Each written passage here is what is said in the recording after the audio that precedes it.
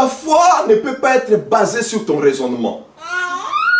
Ta foi ne doit pas être basée sur tes pensées. Mais ta foi doit s'asseoir sur la parole de Dieu. C'est ça là, le fondement de notre foi. Je vais prendre un exemple par rapport à ce qui se passe. Je vais reprendre ce que j'avais dit l'autre fois. Pour ceux-là qui n'ont pas eu l'occasion de nous écouter pendant la semaine, si nous référons à ce qui se passe aujourd'hui, par rapport à la situation de confinement, il y a certaines personnes, au nom de la foi, qui ont difficile à respecter les consignes données.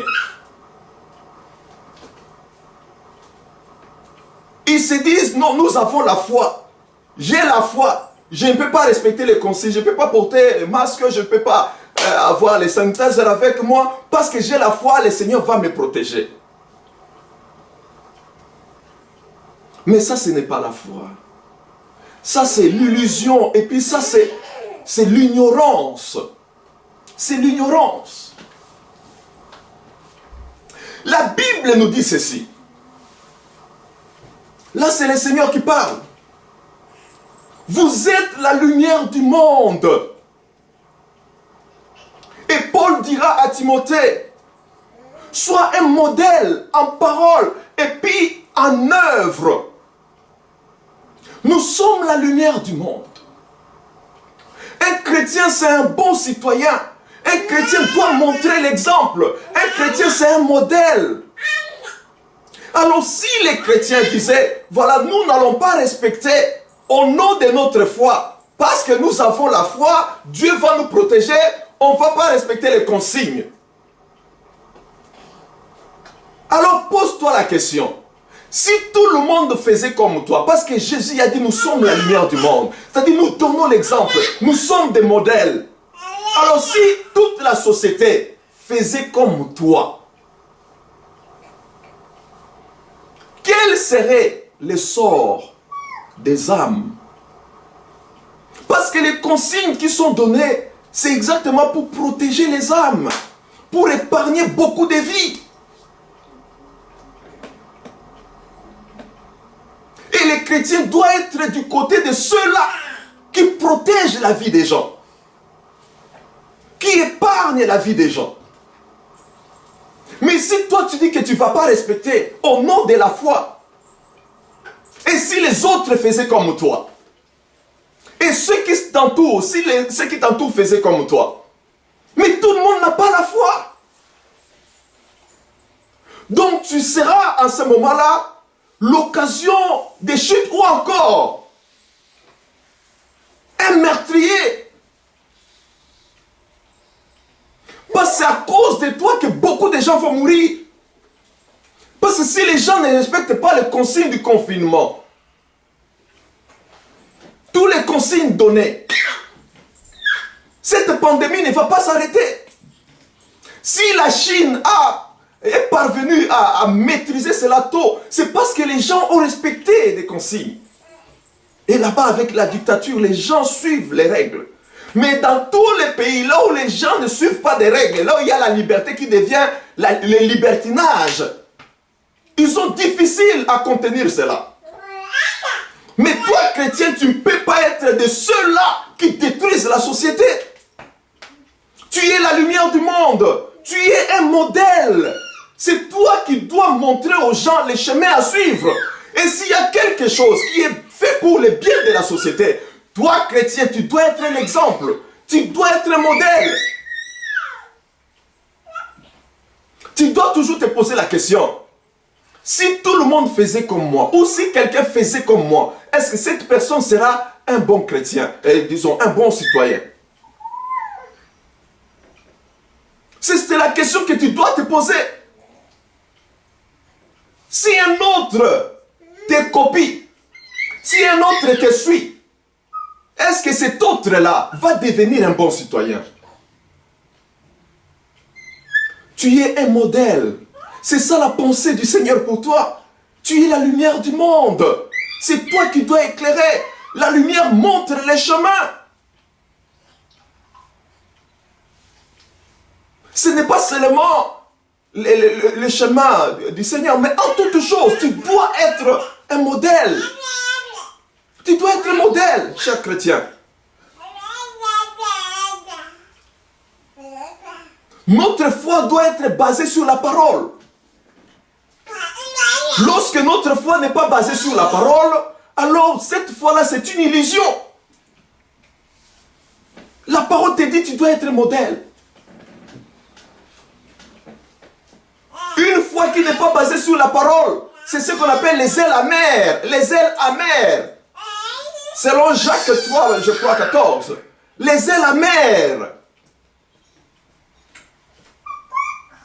Ces ailes-là sont basées sur un esprit de rivalité, de défis par rapport aux autres, un esprit de querelle, les ailes amères.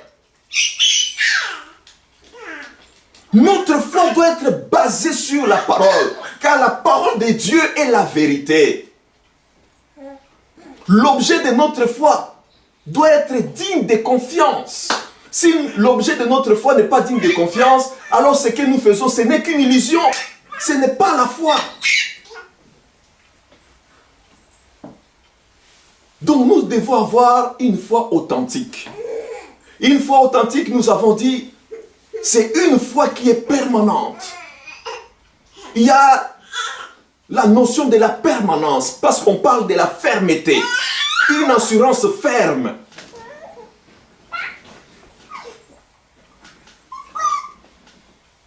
Une foi authentique doit se démontrer par les œuvres. Car on nous parle de la démonstration de l'invisible. C'est-à-dire que tu dois te comporter comme si tu voyais Dieu. Comme si tu voyais les anges qui sont à côté de toi.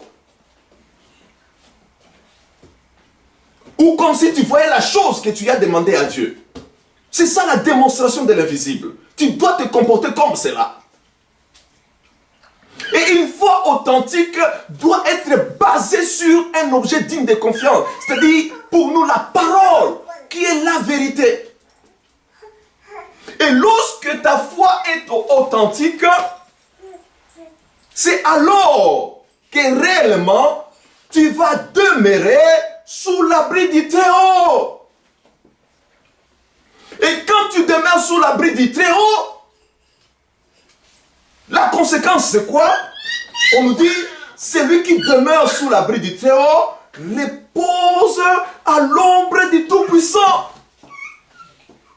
Donc quand on demeure, on repose. Les repos. Les repos. Ce passage a un correspondant dans le Nouveau Testament. Jésus dit, venez à moi, vous tous qui êtes fatigués et chargés, je vous donnerai du repos. Et nous venons au Seigneur par la foi. Par la foi. Comme nous venons de définir, comme nous venons de détailler. Donc quand on demeure, il y a les repos. Quand notre foi est authentique, nous recevons les repos du Seigneur. Les repos. Quand on se repose, on se repose. Alléluia. Quand on se repose, on se repose. On est calme. Les repos du Seigneur. La confidence. En français, on dit quoi? L'assurance. L'assurance. Les repos du Seigneur. La paix. Les repos du Seigneur. Il y a la joie à l'intérieur. La tranquillité. Donc quand on demeure, quand on a réellement la foi, une foi authentique au Seigneur, il y a les repos. Pourquoi les repos? Comme nous l'avons lu l'autre fois, nous pouvons encore relire.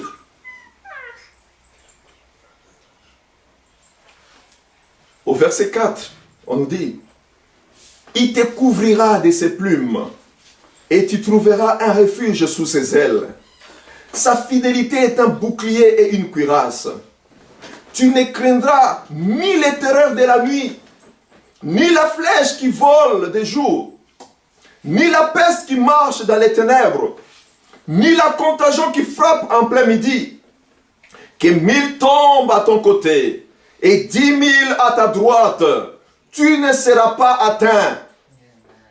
De tes yeux seulement tu regarderas et tu verras la rétribution des méchants.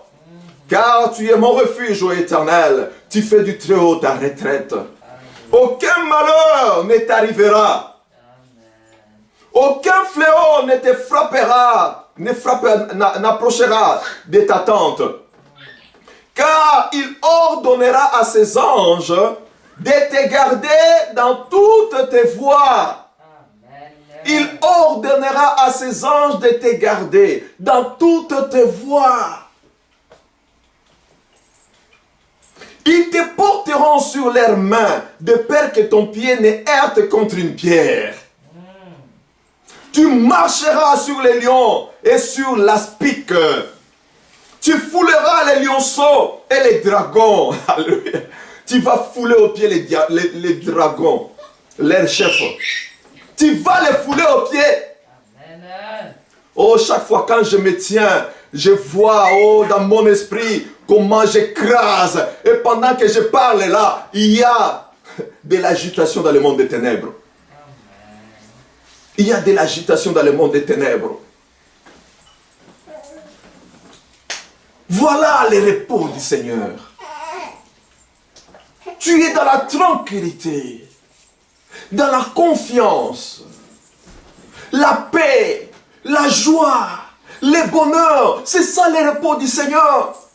Parce que tu es entouré par les anges du Seigneur. Les chars de feu entourent ta vie. Tu es en sécurité. Il dit, aucun fléau n'approchera de ta tente. Aucun malheur ne t'arrivera. Aucun. Amen. Peut-être tu te poses la question, mais comment je suis malade? Comment... Écoutez, ce sont des intimidations. Yes. Ce sont des intimidations. Amen. Tu ne mourras pas de cette maladie. Amen. Ce sont des intimidations, il ne faut pas avoir peur. Le Seigneur dit, si tu crains, si tu trembles, je te ferai trembler. Ne crains pas. La Bible dit, il te délivre.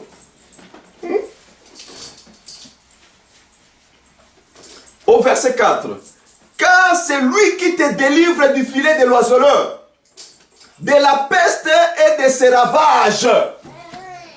Il te délivre du filet de l'oiseleur. C'est l'Éternel qui te délivre. Même si tu as vu que tu étais atteint, c'est le Seigneur qui te délivre. Il va te délivrer. Il te délivre. Les problèmes, tu dois demeurer. C'est ce que le Seigneur te demande. Demeure sous son abri. Et tu reposeras à l'ombre du Tout-Puissant. Tu n'auras rien à craindre. Alléluia. Oh, le Seigneur est merveilleux. Le Seigneur est bon pour toi.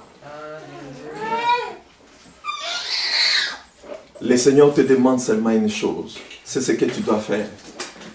Dis au Seigneur, je m'abandonne entre tes mains. Je me confie en toi, Seigneur. J'ai besoin seulement de toi, Seigneur. Comme Paul disait, je ne veux savoir autre chose que Jésus et Jésus-Christ crucifié. Dis, je n'ai besoin que de toi, Seigneur. Je m'abandonne, j'abandonne mon sort entre tes mains. J'abandonne ma vie, mon foyer entre tes mains. Dis au Seigneur, me voici, prends ma vie, Seigneur. Elle est toute à toi. Prends